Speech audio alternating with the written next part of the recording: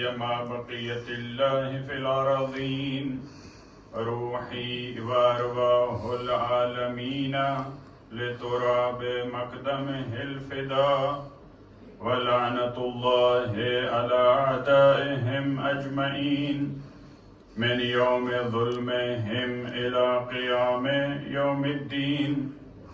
أما بعد فقد قال علي عليه الصلاة والسلام لأخيه أكيل انظر لي امرأة قد ولدتها الفحول من العرب لأتزوج فتلد لي غلاما فارسا. بآواز بلند درود پڑھیے. اللهم صل على محمد وعلى محمد. پروردگار عالم جمعہ کے دن جو کہ ہمارے 12ویں آقا سے منسوب دن ہے،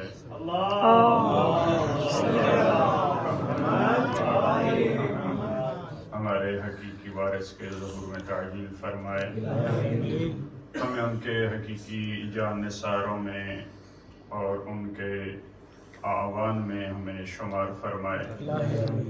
ایک دفعہ پھر باواز بلند درود پڑھیے.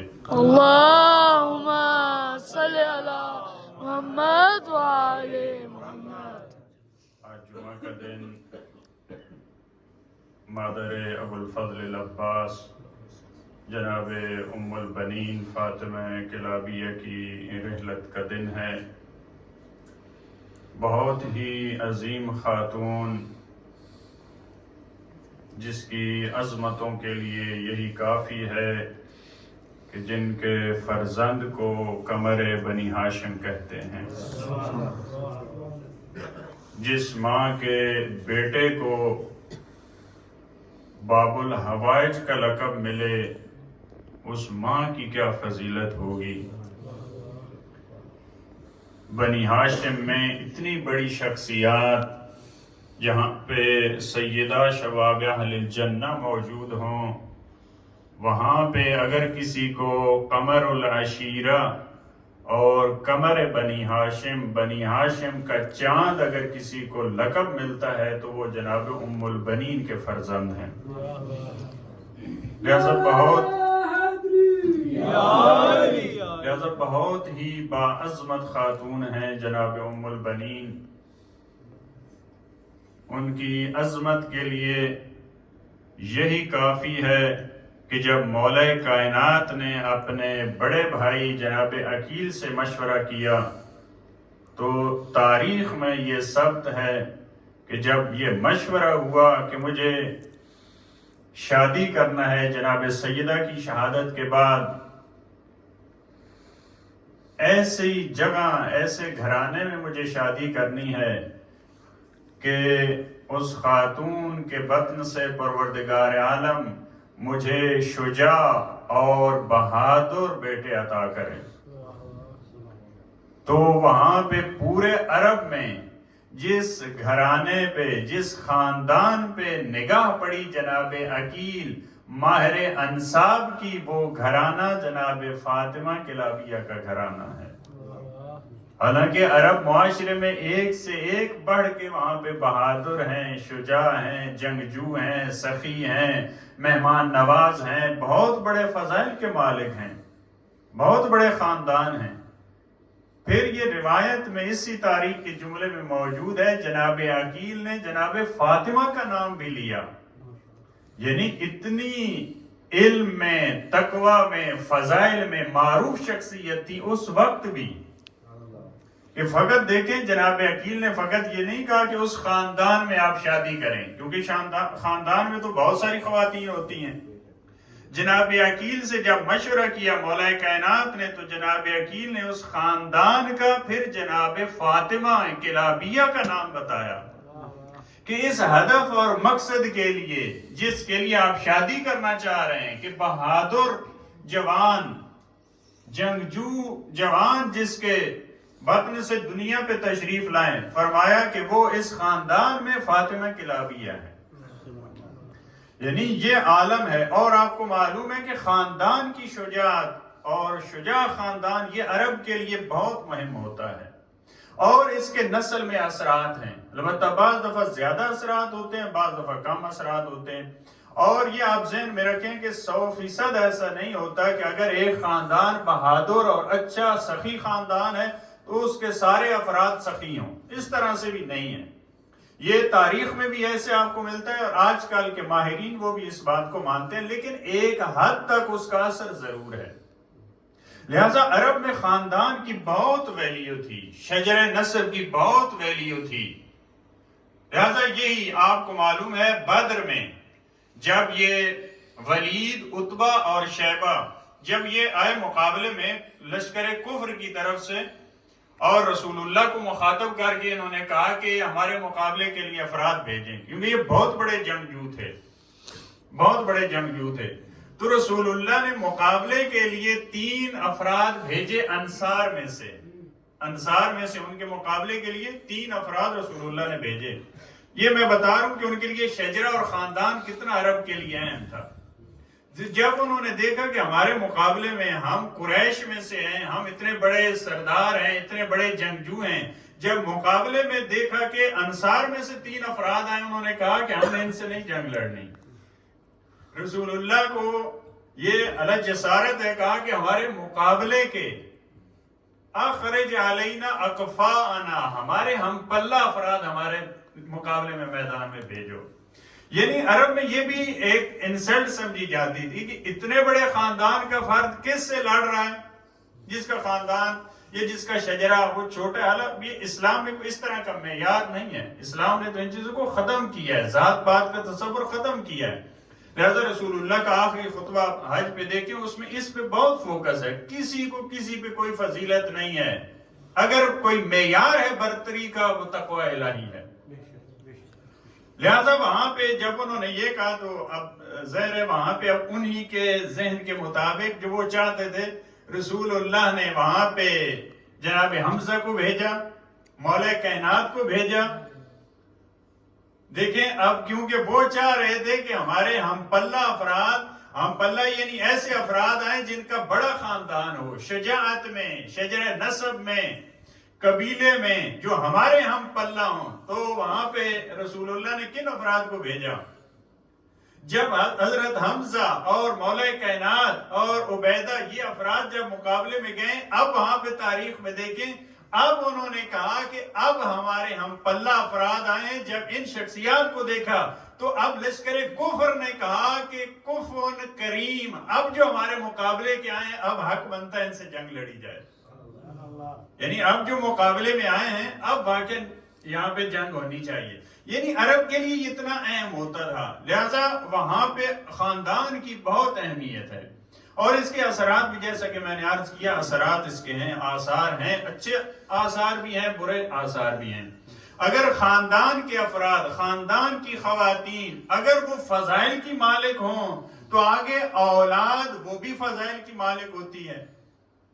لہذا جب خاندان کے افراد وہ فضائل کے مالک ہوں تو وہ پھر دوسروں کا احترام کرتے ہیں، دوسروں کی خواتین کا احترام کرتے ہیں۔ اور بعض دفعہ آپ کو معلوم ہے اگر کوئی جسارت کرتا ہے، کوئی غلط کام کرتا ہے، کوئی اس قسم کا، تو لوگ کہتے ہیں کہ یہ اس کا خاندان ایسا ہے، اس کے ماں باپ ایسے ہیں۔ یعنی وہ گالی کس کو جاتی ہے؟ ماں باپ کو اور خاندان کو جاتی ہے۔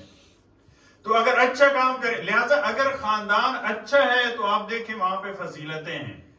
وہاں پہ اگر کوئی خاتون اگر میدان جنگ میں بھی مقابلے کے لیے بھی آ جاتی ہے تب بھی خاندان اچھا ہے تو وہ احترام سے واپس کرتے ہیں۔ لیکن اگر خاندان میں ایسی خواتین ہیں جو کسی موقع پہ کلیجہ چبا رہی ہوتی ہیں تو اب ان کی جو اولاد ہوتی ہے وہ بھی کبھی آپ کو لاشوں پہ گھوڑے دوڑاتے نظر آئیں گے، کبھی دانتوں پہ چھڑی لگاتے نظر آئیں گے، کبھی خیمے جلاتے نظر آئیں گے۔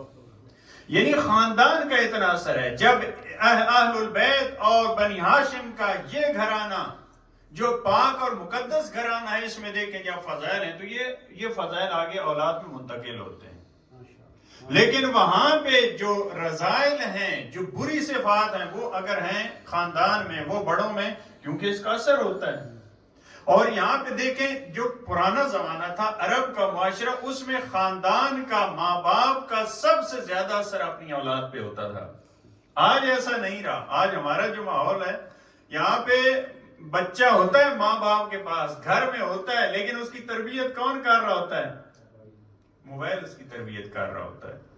لیکن پرانے زمانے میں کیونکہ اتنا رابطہ، خصوصاً بچیوں کا، توجہ چاہوں گا اس پہ، خصوصاً بچیوں کا، کیونکہ غیروں سے اتنا رابطہ نہیں ہوتا تھا، زیادہ تر ان میں اپنے خاندان کی فضیلتیں، اپنے ماں باپ کی، اپنی والدہ کی، یہ فضائل ان میں منتقل ہوتے تھے، کیونکہ انہی کے ساتھ ان کو اٹھنا بیٹھنا ہوتا تھا، وہ ان کی تربیت کرتے تھے، لہذا وہاں پہ بہت دیکھا جاتا تھا کہ خاندان کیسا ہے، اس کے فضائل، اس کے خصائل، اس کے صفات، وہ سارے منتقل ہوتے تھے۔ لیکن آج وہ اس طرح سے نہیں رہا۔ البتہ وہاں اس دور میں بھی، یہ میں پھر یہاں پہ روک کے آپ کو کہوں، بعض ایسے خاندان تھے جو اچھے خاندان نہیں تھے، لیکن اس خاندان میں بھی بافضیلت خواتین ہیں، ایسے خاندان تھے، یعنی یہ برعکس آپ کو معاملہ ملتا رہے گا، لیکن یہ کم ہے۔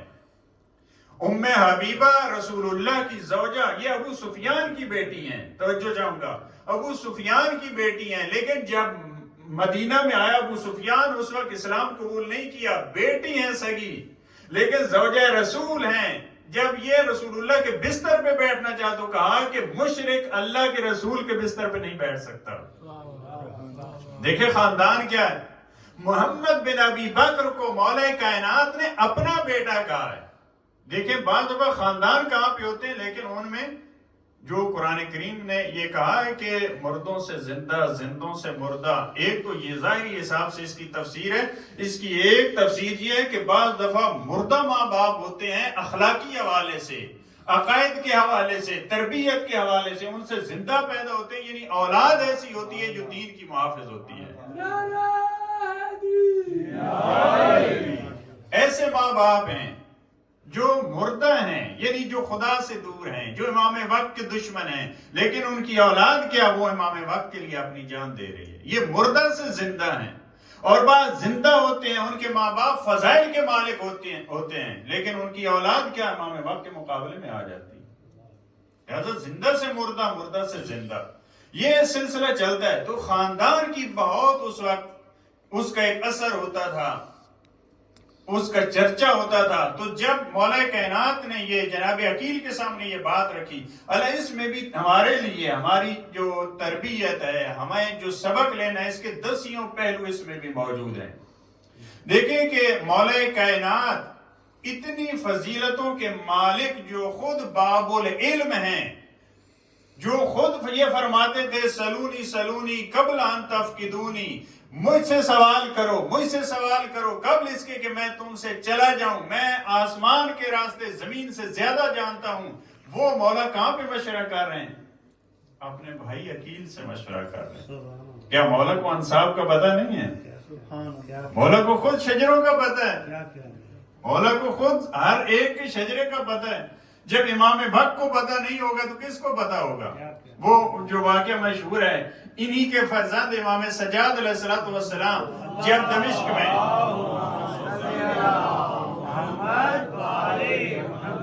ان کو شجروں کا اتنا پتہ ہے، جب دمشق میں مولا کائنات کے فرزند نے جب دیکھا کہ یہ لوگ کہہ رہے ہیں کہ مشورہ دے رہے ہیں حاکم کو کہ ان کو قتل کر دے، امام سجاد علیہ السلام کے بارے میں انہوں نے مشورہ دیا تھا یزید کو کہ ان کو قتل کر دے، تو وہاں پہ مولا کا یہ جملہ تاریخی فرمایا تھا کہ جو فرعون کے اطراف میں افراد تھے، اس کے حواری تھے، وہ کہہ رہے تھے حضرت موسیٰ اور ہارون ان کو قید میں ڈال دے، قید میں ڈال دے۔ انہوں نے قتل کا حکم نہیں دیا تھا، وہ کافر تھے، وہ کافر تھے، فرعون کے درباری تھے، انہوں نے نبی خدا اور حجت خدا کے قتل کا فتویٰ نہیں دیا تھا، لیکن جو تیرے پاس بیٹھے ہیں یہ حجت خدا کے قتل کا فیصلہ کر رہے ہیں۔ اس کی وجہ کیا ہے؟ کیونکہ ان کی پاکیزگی اور ان کی طہارت یہ موجود نہیں ہے۔ وہ جو تھے، جو فرعون کے درباری تھے، اگرچہ وہ کافر تھے، فاسق تھے، لیکن وہ اپنی ولادت کے حوالے سے جو ان کے قوانین تھے وہ پاک تھے، جو ان کے قوانین تھے اس کے مطابق تھے۔ لیکن جو تمہارے اطراف میں بیٹھے ہیں، کیونکہ یہ ان کی طہارت نہیں ہے، ان کی ولادت پاک نہیں ہے، ان کے شجرے ٹھیک نہیں ہیں، اس وجہ سے جو امام وقت کے مقابلے میں آتا ہے ان کو قتل کرتا ہے یا قتل کی دھمکی دیتا ہے، قتل کا مشورہ دیتا ہے، وہ طاہر الولادت نہیں ہوتا۔ لہذا یہ تو شجروں کو جاننے والے ہیں۔ تو اب مولا اپنے بھائی سے یہ کیوں مشورہ کر رہے ہیں؟ کیونکہ اگر مولا بھائی سے مشورہ نہ کرتے تو یہ پیغام آج ہم تک نہ پہنچتا۔ اگر مولا خود سے یہ دیکھیں ہمیں درس دینا نا، بہت سارے سوال جواب اہل البیت کے آپس میں، گھرانے میں، افراد سے، صحابہ سے، وہ اس لیے ہوتے ہیں کہ وہ پیغام ہم تک پہنچے۔ یہ دیکھو بڑے بھائی کا احترام ہے، مولا کو خود بھی معلوم ہے، لیکن بڑے بھائی کو احترام، 20 سال بڑے ہیں عقیل، ان کو احترام دے رہے ہیں۔ اور یہ ہمیں درس دیا کہ دیکھو بڑے بھائی کا احترام ہے، بڑا بھائی والد کی مقام پہ ہوتا ہے۔ دوسروں سے مشورہ کرنا، یہ ہمیں سمجھایا جا رہا ہے کہ ان معاملات میں دوسروں سے مشورہ کریں، اس کا ایک بہت بڑا اثر ہے۔ اور جناب عقیل کو بعض اہل سنت منابع میں موجود ہے، جناب عقیل ان 4 افراد میں سے ہیں جو عرب کے ماہر افراد تھے علم الانساب میں، ان میں سے سر فہرست جناب عقیل ہیں۔ یعنی ایک ماہر کی طرف رجوع کرنا، یہ اس میں ایک بہت بڑا درس ہے۔ دیکھیں ہر علم کے، ہر فن کے ماہر کے پاس جائیں آپ، یعنی یہ ہمیں مولا سمجھانا چاہ رہے ہیں۔ علمی میدان میں، فقہی میدان میں، حدیث کے میدان میں، تفسیر کے میدان میں، ہر میدان میں آپ دیکھیں اس کا اسپیشلسٹ کہاں پہ ہے۔ آپ اپنا علاج خود نہیں کرتے، آپ ڈاکٹر کی طرف رجوع کرتے ہیں۔ آپ اپنا مکان خود نہیں بناتے، آپ اپنے کپڑے خود سلائی نہیں کرتے، آپ اپنے بال خود نہیں بناتے۔ ہر ایک میدان میں آپ کہاں پہ جاتے ہیں؟ جس کا وہ اہل ہے۔ یعنی یہ ہمارے لیے ایک پیغام ہے، دینی معاملات میں، فقہی معاملات میں، ان معاملات میں بھی جو اس کا اہل ہے اسی کی طرف ہمیں رجوع کرنا۔ البتہ اس کا قطعاً معنی یہ نہیں ہے کہ جو اہل ہیں فقط ان سے رجوع کیا جائے، خود پڑھنے کی ضرورت نہیں ہے۔ دین نے یہ چاہا کہ اس سے سخت حدیث میں نے نہیں دیکھی صادق آل محمد سے، مولا کی ذات پر بلند ترین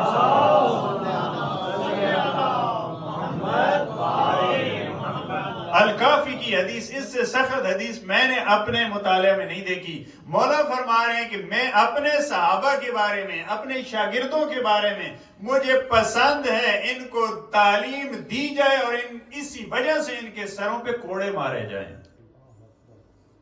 اس سے زیادہ سخت حدیث میں نے، جس میں مار کا تذکرہ ہو، یعنی علم حاصل کرنے میں مولا فرما رہے ہیں کہ میں پسند کرتا ہوں۔ یہ ویسا نہیں ہے کہ اس کی دلیل نہیں ہے اس طرح سے کہ واقعہ مارا جائے، یعنی اتنی اہمیت ہے اس موضوع کی، یہ حدیث فہمی ہے، یعنی اتنی اہمیت ہے اس موضوع کی کہ مولا چاہ رہے ہیں میرے ماننے والے علم حاصل کریں، اگر ان کو مارا بھی جائے تو تب بھی کوئی مشکل نہیں ہے، یعنی وہ اس میں ہر فیلڈ میں۔ لہٰذا امام علیہ السلام جب یہ مشورہ کر رہے ہیں جناب عقیل سے، تو اس میں کئی پیغام ہیں ہمارے لیے، اور خود یہ ایک سب سے بڑا پیغام جو نوجوانوں کے لیے، دیکھیں مولا کائنات جیسی عظیم ہستی اگر وہ چاہ رہے ہیں کربلا کے لیے جناب عباس دنیا پہ آئیں، تو اکیلے مولا کائنات کی فضیلت کافی نہیں، ایک بافضیلت ماں کا ہونا ضروری ہے۔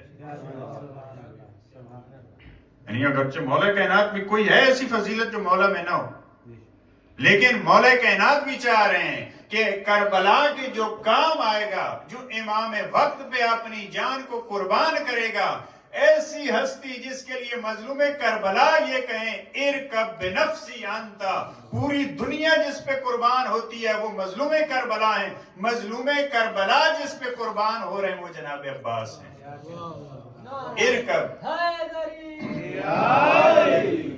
نعرہ تکبیر، نعرہ رسالت، نعرہ حیدری، کل ایمان نعرہ حیدری، محمد والے ہون بلند تر صلوات، اللہم صلی علی محمد وعلی محمد۔ مولا کائنات جس پہ فدا ہو رہے ہیں، ارکب بنفسی انت، وہ جناب عباس، ان کے وجود کے لیے ایک پاک خاتون کا، ام البنین جیسی خاتون کا ہونا ضروری ہے۔ یہ ہمارے لیے ایک بہت بڑا پیغام ہے اس میں بھی، کہ اگر آپ اچھے ہیں تو یہ کافی نہیں ہے۔ آپ دیکھیں کہاں پہ آپ نکاح کرنا چاہ رہے ہیں، شادی کس خاندان میں کرنا چاہ رہے ہیں، اس خاتون کا بھی پاک۔ اسی وجہ سے وہ جنگ صفین میں یہ بھی کہ وہ جو محمد حنفیہ نہیں کر سکے، وہ جناب مجتبی نے جب کیا، وہ جو نہیں کر سکے، حالانکہ وہ بھی مولا کائنات کے بیٹے ہیں، لیکن کتنا فرق ہے والد، تو وہاں بھی مولا نے یہی فرمایا تھا کہ جناب فاطمہ کے بیٹے ہیں۔ یعنی جب جناب امام مجتبی نے جب ناکا کو یا جمل یا صفین میں جب وہ فتح کیا، تو امام علیہ السلام نے جب دیکھا محمد حنفیہ تھوڑے پریشانی کے اس عالم میں ہے، تو فرمایا کہ پریشانی کی کوئی بات نہیں ہے، یہ رسول اللہ کے فرزند ہیں، ان کی والدہ جناب زہرا ہیں، حالانکہ باپ دونوں کا ایک ہے لیکن ماں کا کتنا فرق ہے۔ جب ماں جناب زہرا جیسی ہوں تو پھر جناب مظلوم کربلا اور امام حسن جیسے افراد دنیا پہ تشریف لاتے ہیں۔ اور یہ جناب ام البنین کی یہ فضیلت کہ جناب عقیل سے جب مشورہ کیا تو انہوں نے یہ، اور وہاں پہ یہ جملہ موجود ہے جناب عقیل کا کہ کوئی عرب میں لیس فی العرب اشجع من آبائہا، کہ جناب ام البنین کے آباء و اجداد میں عرب میں ان سے زیادہ کوئی شجاع موجود نہیں ہے۔ یہ جناب عقیل کا وہاں پہ جملہ موجود ہے۔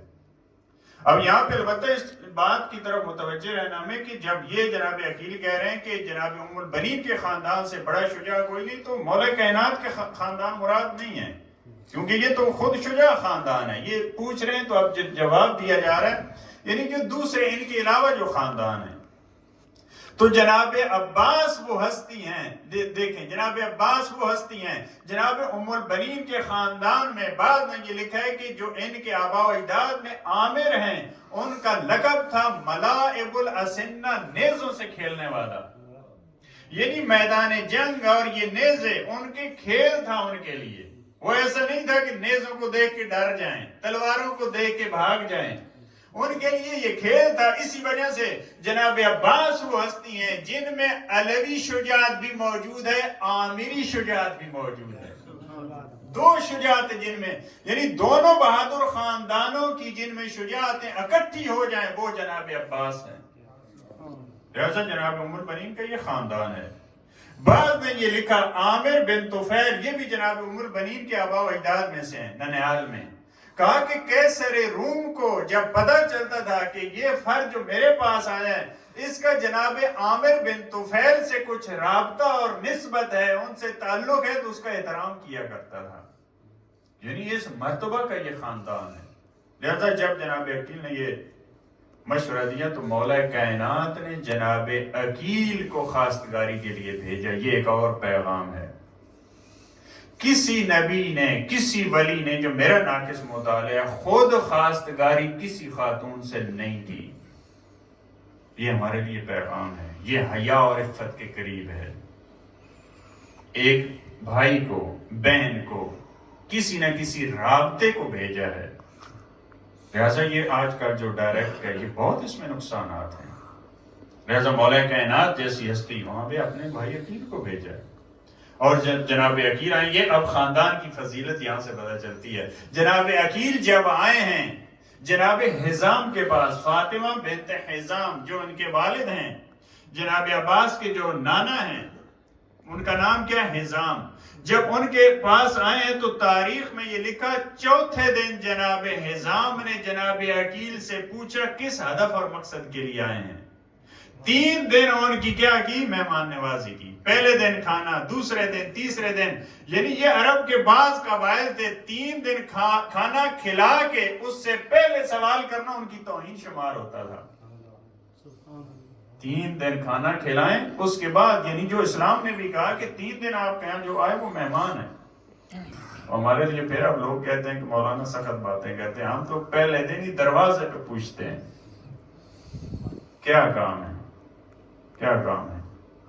مولا کائنات نے جو جناب ابو ذر سے جب مکہ میں سب سے پہلی ملاقات جناب ابو ذر کی مولا کائنات سے، وہاں بھی مولا کائنات نے جناب ابو ذر کو پہلے دن جب دیکھا کہ غریب الوطن ہے، مسکین ہے، اس کا کوئی جاننے والا نہیں ہے، گھر لے گئے۔ پہلے دن کھانا کھلایا، کوئی سوال نہیں کیا۔ دوسرے دن کھانا کھلایا، کوئی سوال نہیں کیا۔ تیسرے دن 3 دن تک کھانا کھلایا، اس کے بعد سوال کیا مکہ میں کس مقصد سے آئے ہو۔ دیکھیں یہ اس خاندان کی یہ سیرت ہے۔ بنی ہاشم میں بھی آپ کو ملے گا، اور جناب ام البنین کے خاندان میں بھی وہی فضائل اخلاقی جو بنی ہاشم کے خاندان میں تھے وہاں بھی آپ کو ملیں گے۔ لہذا اس کے بعد پوچھا، جب جناب عقیل نے یہ بیان کیا کہ میں اس ہدف اور مقصد کے لیے آیا ہوں، کتنی خوشی محسوس کی جناب حزام نے، اتنا بڑا خاندان۔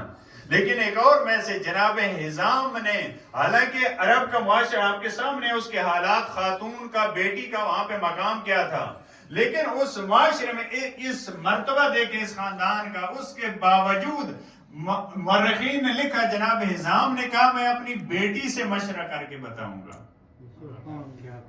دیکھیں کتنا بڑا میسج ہے اس خاندان میں۔ آج تو اتنی دنیا پیش رفت کر چکی ہے، آج یہاں پہ لوگ ابھی بھی بعض خاندانوں میں نہیں ہے اس طرح سے، وہاں پہ جو ماں نے فیصلہ کرنا ہے، جو باپ نے فیصلہ کرنا، وہی فیصلہ، بیٹی کی کیا حیثیت ہے۔ لیکن جناب حزام نے کیا کہا کہ میں اپنی بیٹی سے مشورہ کرتا ہوں، اور جب اپنی بیٹی سے مشورہ کیا، وہاں پہ مورخین نے لکھا کہ اسی لمحے، اب ظاہر یہ بتانے کے بعد، یہ اسی لمحے جناب ام البنین اپنی والدہ کو ایک خواب بتا رہی ہیں، اپنی والدہ کو خواب بتا رہی ہیں کہ اماں جان میں نے خواب میں دیکھا، میں آسمان کی طرف دیکھ رہی ہوں، آسمان کے چاند ستاروں کو دیکھ رہی ہوں، اور اللہ کی تخلیق میں غور و فکر کر رہی ہوں۔ دیکھیں یہ مقام اس سن میں، یہ واقعاً قرآن کا دستور ہے، جو اللہ کے بندوں کی قرآن نے خصوصیات بتائی ہیں، وَيَتَفَكَّرُونَ فِي خَلْقِ السَّمَاوَاتِ وَالْأَرْضِ، وہ آسمانوں اور زمین کی خلقت میں غور و فکر کرتے ہیں۔ جناب ام البنین نے خواب بتایا اپنا، کہا کہ اماں جان میں آسمان کی طرف دیکھ رہی ہوں، چاند ستاروں کو دیکھ رہی ہوں، اور اللہ کی خلقت میں اور تخلیق میں فکر کر رہی ہوں۔ اسی اثناء میں نے کیا دیکھا، آسمان سے چاند ٹوٹا اور میری گود میں آ گیا، اس کے نور نے میری آنکھوں کو خیرہ کر دیا، میری آنکھوں کو چندھا دیا۔ اتنے میں نے کیا دیکھا، 3 ستارے وہ ٹوٹ کے وہ بھی میرے دامن میں آ گئے۔ جب میں نے یہ دیکھا، میں مبہوت تھی اس میں کہ یہ چاند میری گود میں، 3 ستارے میری گود میں۔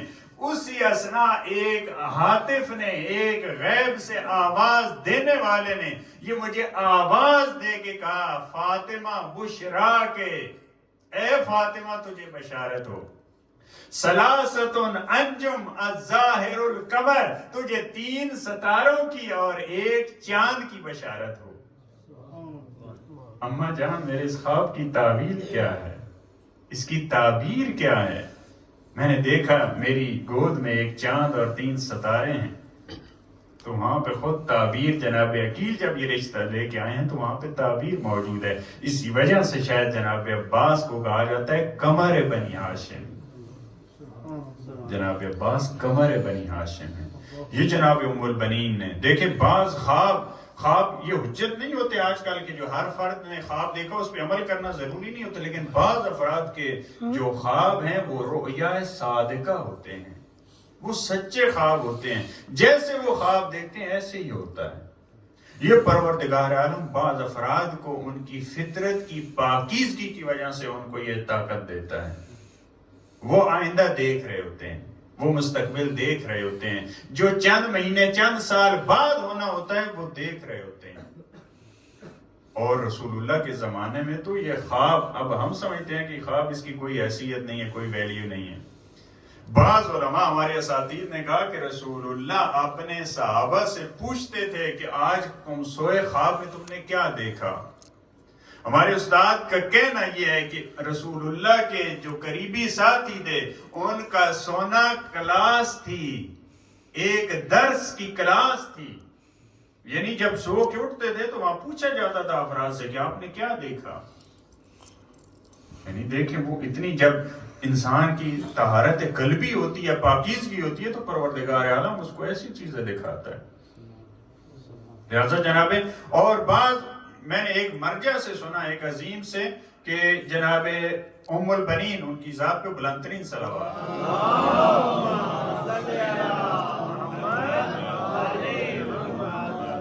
یہ جناب ام البنین کا بچپن ہے، جو یہ پاکیزگی دیکھیں کہاں سے اس کا آغاز ہوتا ہے۔ جناب ام البنین کے والد گرامی ان کو قرآن حفظ کرواتے ہیں، قرآن حفظ کرواتے ہیں، اور حفظ کے بدلے ان کو 1 درہم دیتے ہیں، ہر روز 1 درہم۔ یہ بہت اچھی روش ہے، یعنی اگر ہم نے اولاد کی تربیت کرنی، اس کے ایک بہترین طریقہ کہ اولاد کو آپ نے آپ کہیں کہ آپ نماز پڑھیں، جب تک اس میں واجب نہیں ہوئی آپ عادت ڈالنا چاہتے ہیں قرآن پڑھیں. میں نے بعض افراد کو دیکھا ہے کہ مثلا بچوں کو کہتے ہیں کہ ایک آپ مثلا صلوات کی اللہم صلی علی محمد وآل محمد ایک تسبیح پڑھیں، مثلا اتنے روپے آپ کو دوں گا. دیکھیں شروع میں بچہ اس طرف ہو تو اس میں شوق پیدا ہوتی ہے. میں نے کتنے حافظ قرآن بچے اور بچیوں کو دیکھا، انہوں نے کہا کہ ہم جب ان سے پوچھا گیا کیسے آپ کے اندر یہ شوق پیدا ہوا تو انہوں نے کہا کہ جب ہم چھوٹے تھے تو ہم کوئی چیز جب یاد کرتے تھے تو ہمارے بابا ہمیں پیسے دیتے تھے. یہ کہاں سے؟ اس سے پرانا مجھے اور کہیں نہیں. الگ معصومین کی سیرت وہ تو الگ موضوع ہے. عام افراد میں جو سب سے پرانی تاریخ میرے ذہن میں آ رہی ہے وہ جناب ام البنین کے والد کی. کہا کہ ان کو 1 درہم دیا کرتے تھے اور قربان جب میں جناب ام البنین کی فضیلت پہ وہ 1 درہم اس کا کیا کرتی تھی جناب ام البنین. یہ اس دن راز کھلا. ایک فقیر خاتون جب در حزام پہ آئی اور اس نے کچھ مانگا تو انہوں نے کچھ دیا تو اس نے پوچھا کہ وہ چھوٹی بیٹی آپ کی وہ کہاں پہ ہے، وہ نظر نہیں آئی. تو انہوں نے کہا وہ مریض ہیں. کہا وہ چھوٹی بیٹی ہر روز آتی تھی مجھے 1 درہم دیا کرتی تھی. وہ چھوٹی بیٹی ہر روز مجھے 1 درہم دیا کرتی تھی. وہ اب مریض ہے، اس تک نہیں پہنچا تو وہ چل کے آئی ہے، اس کو مانگنا پڑا ہے. جناب ام البنین بچپنے میں بغیر مانگے عطا کرتی تھی. جو ان کو اپنے لیے ملتا تھا اس کا کیا کرتی تھی جناب ام البنین. وہ آگے فقراء اور مساکین میں، یہ بچپن میں. لہذا جو افراد بچپن سے پاک و پاکیزہ ہوتے ہیں، اس طرح سے زندگی گزارتے ہیں، پھر پروردگار عالم ان کے لیے اس طرح راستے کھولتا ہے. پھر اس طرح کی ہستیاں. اور یہ جناب حزام کے بارے میں بھی تاریخ میں موجود ہے کہ اپنے قبیلے کے افراد بنی کلاب کے ساتھ گئے کسی سفر میں تو وہاں انہوں نے بھی یہ خواب دیکھا تھا. اس وقت جناب ام البنین کی ولادت نہیں ہوئی تھی، ابھی تشریف فرما نہیں تھی. انہوں نے خواب دیکھا تھا وہیں سفر میں. کہا تھا کہ میرے پاس ایک بہت قیمتی در ہے اور گوہر ہے. ایک عظیم شخصیت آتی ہیں کہتی ہیں یہ مجھے دے دیں. ایک عظیم شخصیت آتی ہیں وہ آ کے کہتی ہیں کہ یہ گوہر یہ در مجھے دے دیں. میں نے کہا کہ مجھے تو نہیں پتا اس کی قیمت کتنی ہے، مجھے تو نہیں پتا اس کی قیمت کتنی ہے. تو کہا اس نورانی شخصیت نے کہا تھا کہ اس کی دنیا کی قیمت نہیں ہے، لیکن جب مجھے یہ دے دو گے تو تمہیں بڑا مقام ملے گا. اگر یہ مجھے دے دو گے تو جب انہوں نے پوچھا تھا کسی سے تو وہاں بھی تعبیر بتانے والے نے یہی بتایا تھا کہ تمہیں پروردگار ایک بیٹی دے گا جو بڑے گھرانے میں جائے گی. لہذا پروردگار عالم پھر ایسے وسائل بناتا ہے. جناب عباس کے لیے اور ان ہستیوں کے دنیا پہ آنے کے لیے کیسی ہستی امیر المومنین کو چاہیے، یعنی ایسی ہستی جو جناب سیدہ کی جگہ پہ آئے. جناب سیدہ کا مقام کیا ہے کہ مولا کائنات کے علاوہ کوئی دنیا میں ان کا کفو نہیں ہے، کوئی ثانی نہیں ہے. ان کی جگہ پہ کوئی خاتون آ رہی ہے تو وہ جناب ام البنین ہے. اور یہ ادب اور احترام دیکھیں، پہلے دن سے جب در مولا کائنات پہ آئی ہیں تو وہاں پہ علماء فرماتے ہیں جناب ام البنین نے جناب حسنین کو اور مولا کائنات کو یہ مخاطب کر کے فرمایا تھا کہ میں اس گھر میں جناب فاطمہ کی جانشین بن کے نہیں آئی، میں ان کی خادمہ بن کے آئی. اور انہی دنوں میں جناب امام حسین علیہ السلام کی طبیعت ٹھیک نہیں تھی. آتے ہی جناب ام البنین ان کی عیادت اور تیمارداری میں مصروف ہو گئی. یہ دیکھیں ادب. اس گھرانے پہ ان کے دروازے پہ جو جتنا جھکتا ہے، جس کے دل میں جتنا احترام ہوتا ہے وہ اتنا بڑا ہوتا ہے،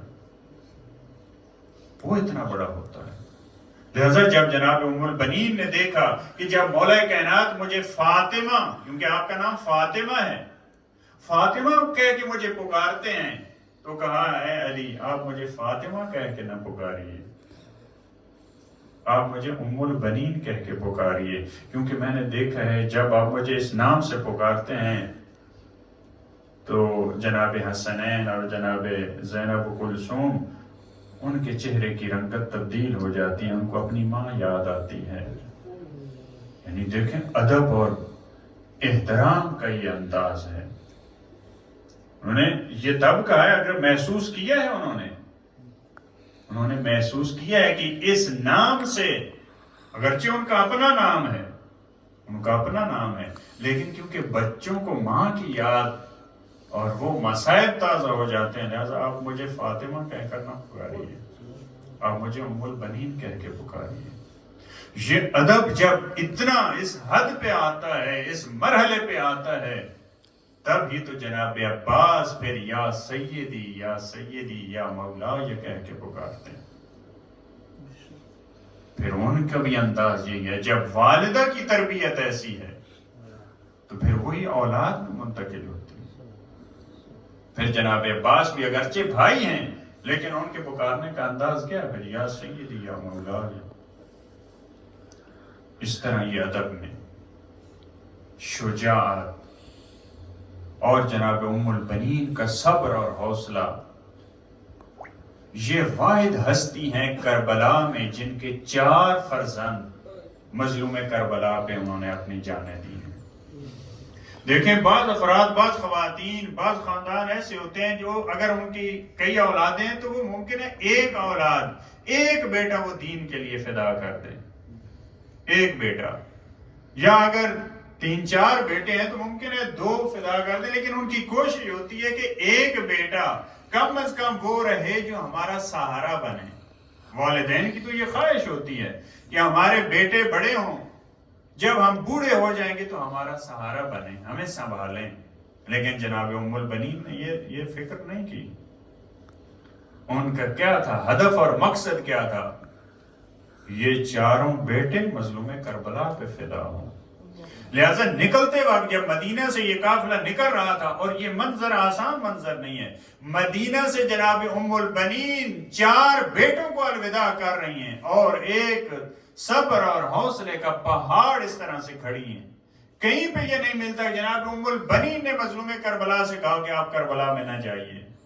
بہت سارے افراد نے کہا کہ آپ نہ جائیں، ممکن ہے اپنی جان کی وجہ سے، ممکن ہے کہ ہماری اولاد اس سے بچ جائے، لیکن جناب ام البنین نے کبھی نہیں یہ کہا، بلکہ یہ ملتا ہے کہ جناب عباس سے کہا کہ حسین کے بغیر مدینہ میں واپس نہ آنا۔ حسین کے آپ جا رہے ہیں میرے بیٹو، لیکن اور یہ مقام مصائب میں دیکھیں، بعض مورخین نے یہ لکھا ہے، بعض محققین نے یہ لکھا ہے کہ جب یہ خبر آئی ہے جناب ام البنین کے لیے، بیٹوں کی خبر آئی ہے، تو بیٹوں پہ انہوں نے توجہ نہیں دی۔ وہ پوچھتی تھی مجھے بتاؤ حسین کا کیا ہوا۔ وہ محقق کہتے ہیں کہ مجھے ایسے لگتا ہے کہ یہ 4 بیٹے ام البنین کے بیٹے نہیں ہیں، لگتا ہے حسین ان کے بیٹے ہیں۔ اتنی فکر ہے جناب مظلوم کربلا کی، ان کا پوچھتی ہیں۔ الوداع کیا بڑے حوصلے سے۔ ہم نے دیکھیں یہاں پہ معلوم ہے جناب ام البنین کو کہ یہ قافلہ کس حالت میں جا رہا ہے۔ ہم نے ماؤں کو بچوں سے الوداع ہوتے وقت بے ہوش ہوتے دیکھا ہے۔ فقط جب ایک بیٹا سفر پہ جا رہا ہوتا ہے تو مائیں بعض دفعہ بے ہوش ہو جاتی ہیں، لیکن جناب ام البنین کا حوصلہ دیکھیں۔ یہ حوصلہ کہاں سے ملا؟ یہ بندگی پروردگار سے ملا، یہ اہل البیت علیہم السلام کے دروازے کی خدمت سے ان کو یہ حوصلہ ملا، یہ معرفت ملی۔ 4 بیٹوں کو بھیج رہی ہیں جناب ام البنین، لیکن پائے-ثبات میں لغزش نہیں ہے، لغزش نہیں ہے۔ لیکن یہ ایک سخت مرحلہ ہے، یہ ایک آسان مرحلہ نہیں ہے۔ بعض نے یہ کہا ہے تاریخ میں وہ واحد خاتون جو دوسری خاتون پہ، دیکھیں معمولاً جو معاشرے میں ہوتا ہے، ایک ایسی خاتون جب کسی گھر میں جائے تو وہاں سے پہلے بچے اور اولاد موجود ہو تو وہ کبھی ان پہ توجہ نہیں دیتی، وہ اپنے بیٹوں پہ زیادہ توجہ دیتی ہیں، اپنی اولاد پہ۔ کا تاریخ کی واحد وہ خاتون ہے جناب ام البنین، اپنے بیٹوں پہ دوسرے بیٹوں کو فوقیت دی ہے، اپنے بیٹوں سے زیادہ توجہ کس پہ دی ہے؟ جناب سیدہ کے بیٹوں پر۔ یہ جناب ام البنین کی ہستی، اتنی بڑی حوصلے کی مالک، بھیجا ہے 4 بیٹوں کو کربلا۔ لگتا یوں ہے کہ اگر جناب ام البنین کے 7 بیٹے بھی ہوتے تو 7 قربان کر دیتی، کسی کو بچا کے نہ رکھتی، کیونکہ ان کے لیے امام وقت کی اتنی اہمیت تھی، ان کو قدر معلوم تھی، اور ان کو معلوم تھا کس ہدف اور مقصد کے تحت میں اس گھر میں آئی ہوں، کس ہدف اور مقصد کے تحت آئی ہوں۔ اعظم مولا نے یہی فرمایا تھا کہ ایسا خاندان چاہیے، اس میں سے ایسی اولاد دنیا پہ آئے جو کربلا کے کام آئے۔ اور بعض نے تو یہ یہاں پہ ایک احتمال دیا کہ جناب عقیل سے جو مولا نے مشورہ کیا ہے، شاید جناب عقیل کو یہ سمجھانا تھا کہ جیسے میں اس گھر میں عباس کو تیار کروں گا، تم اپنے گھر مسلم کو تیار کرنا۔ لہذا کربلا کے لیے جناب عقیل کے گھر جناب مسلم تیار ہو رہے ہیں، اور مولا کائنات کے گھر جناب عباس تیار ہو رہے ہیں۔ جب یہ قافلہ مدینہ آیا اور مولا نے بشیر سے یہ کہا کہ مدینے میں اعلان کرو، یا اہل یثرب لا مقام لکم قد قتل الحسین فادمعی مدرارا۔ اے مدینہ والو، اے مدینہ والو، اور بشیر نے اعلان کرتے وقت بھی مدینہ نہیں کہا، یا اہل یثرب۔ یہ یثرب وہ نام تھا جو اسلام سے پہلے تھا، یعنی اے مدینہ والو، اب یہ مدینہ اس قابل نہیں رہا کہ اس کو مدینہ کہا جائے، یہ اب یثرب ہے، کیونکہ وہ مدینہ والے جو دیکھتے رہ جائیں اور فرزند رسول کو قتل کر دیا جائے، یہ اب مدینہ تو رسول کے قابل نہیں رہا۔ اے یثرب والو، مظلوم کربلا کو قتل کر دیا گیا۔ جب یہ آواز پہنچی ہے در ام البنین پہ، جناب عباس کے فرزند کو ساتھ لیا، جناب بشیر کے پاس آئی ہیں۔ دیکھیں، جب بھی کسی کا کوئی پیارا دنیا سے چلا جائے تو اس کو بڑے حوصلے سے، بڑے صبر سے، بڑے طریقے سے بتایا جاتا ہے۔ اب بشیر سوچ رہے ہوں گے کہ ایسی ماں سامنے ہے جس کے ایک نہیں جس کے 4 فرزند دنیا سے چلے گئے ہیں، میں کیسے بتاؤں جناب ام البنین کو، ضعیف ماں جو عصا کے سہارے آئی ہے، میں کیسے بتاؤں کہ تمہارے 4 بیٹے ہیں۔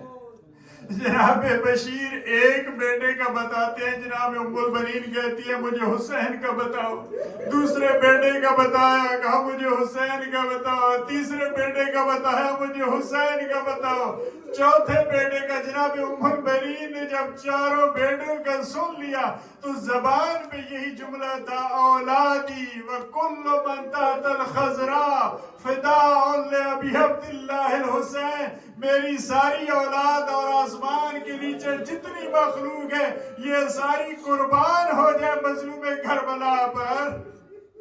یعنی بی بی یہ چاہ رہی ہے میرے بیٹوں کی کوئی قدر نہیں ہے، ان کا تذکرہ نہ کرو، مجھے یہ بتاؤ حسین پہ کیا آیا، مولا حسین پہ کیا آنا آئی، ان کا کیا ہوا۔ جب بشیر نے یہ بتایا کہ مولا مظلوم کربلا بھی، تو اب یہاں پہ زبان حال یہی ہوگی کہ یہ کیسے ہو سکتا ہے میرا عباس بھی زندہ ہو، عباس کے ہوتے ہوئے مظلوم کربلا۔ تو جب یہ زبان حال بیان کرتے ہوئے بشیر نے یہ کہا کہ آپ کے بیٹے کے سر میں تو آہنی گرز لگا تھا اور وہ زین سے زمین پہ آ گئے، تو جناب ام البنین کے لیے اس کو ماننا مشکل تھا، یہ کیسے ہو سکتا ہے میرا بیٹا عباس کوئی فرد اس کے سر میں آہنی گرز مارے۔ تو وہاں پہ آپ یہ بشیر کو بتانا پڑا کہ بی بی جب جناب عباس کے سر میں گرز لگا تو ان کے ہاتھ نہیں تھے۔ تو پھر جناب ام البنین جب نوحہ پڑھتی تھی تو اس میں یہی کہتی تھی، لو کانا سیفک فی یدیک لما دنا منک احد۔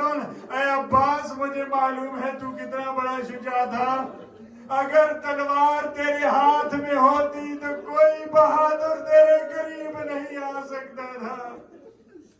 میں ہاتھ جوڑ کے کہتا ہوں اے بی بی اچھا ہوا آپ کربلا میں موجود نہیں تھی، آپ نے وہ منظر نہیں دیکھا جب حکیم ابن طفیل نے وار کیا تو ایک بازو قلم ہوا، جب ایک لائن نے دوسرا وار کیا تو بایاں بازو قلم ہوا۔ کہ تم اے بی بی آپ نہیں تھی، آپ کیسے دیکھ سکتی؟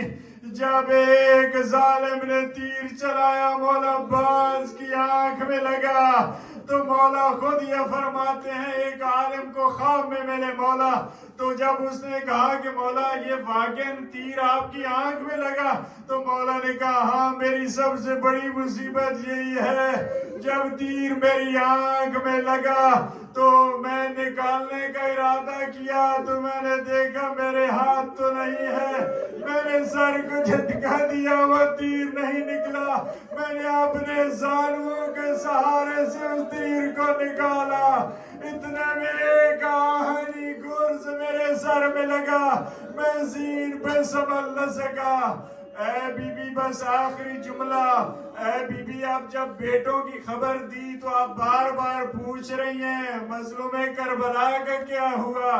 اے میری بی بی آپ وہ لحظہ وہ لمحہ کیسے دیکھ سکتی جب مظلوم کربلا جناب عباس کے لاشا پہ پہنچے، کمر پہ ہاتھ تھا، زبان پہ یہ جملہ تھا لان انکسر ظہری وقلت حیلتی، اب میری کمر ٹوٹ گئی، اب میری ہمت ختم ہو گئی۔ جناب ام البنین مورخین کہتے ہیں بقی میں آ جاتی تھی، 4 قبریں بناتی تھی جناب ام البنین، چاروں قبروں کو متوجہ کر کے وہاں پہ نوحہ پڑھتی تھی۔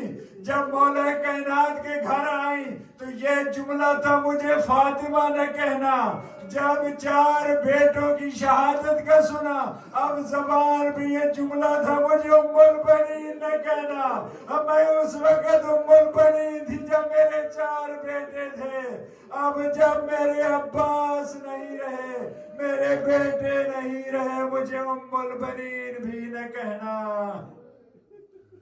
الا لعنت اللہ علی القوم الظالمین۔